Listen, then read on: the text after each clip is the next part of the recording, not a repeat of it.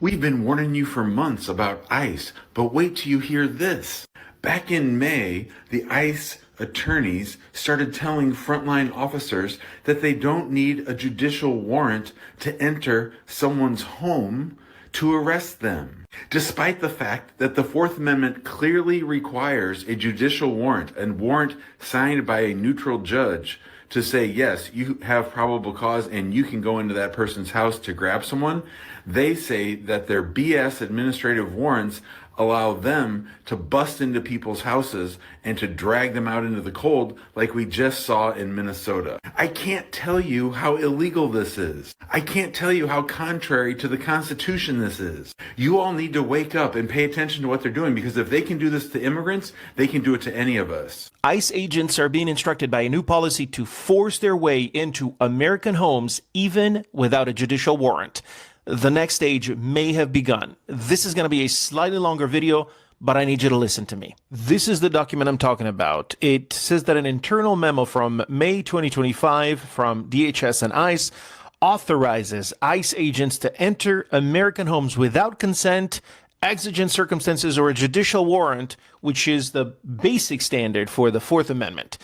The memo authorizes agents to use whatever force is necessary to enter a home with just an administrative warrant. The memo contains only two limits to these sweeping new powers, and those are the entering of third-party homes, which cannot be accessed using force, and the need for an I-205, which is an administrative warrant that contains a final order of removal. What does that mean? That if the content of the memo is confirmed, the government would be now openly violating the Fourth Amendment rights by allowing federal agents to force their way into a home based on an order issued by the same agency that employs those federal agents. And I'm preparing a Substack deep dive that explains more in detail the content of the memo, the constitutional implications, and how this policy ignores almost 100 years of Supreme Court decisions.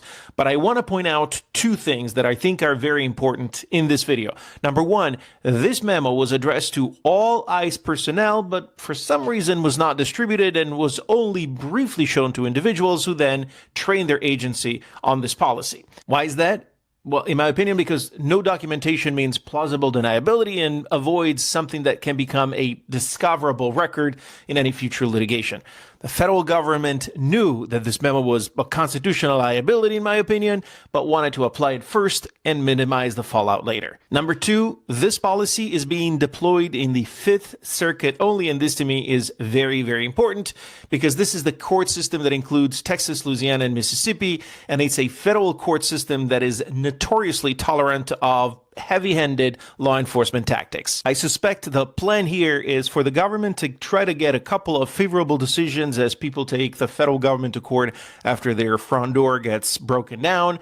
An internal immigration and customs enforcement memo obtained by the Associated Press shows ICE officials told officers and agents they can forcibly enter homes of people subject to deportation without warrants signed by judges. Now, the memo from acting ICE Director Todd Lyons, shared by whistleblowers with Democratic Senator Richard Blumenthal, is dated May 12th. It authorizes agents to forcibly enter homes using only an administrative warrant instead of a warrant from a judge when a person has a final order of removal. This reflects, of course, a major departure from the longstanding practice of requiring judge-signed warrants to enter homes. It also is a clear Fourth Amendment violation. What do you make of this memo, and is it a violation of the law?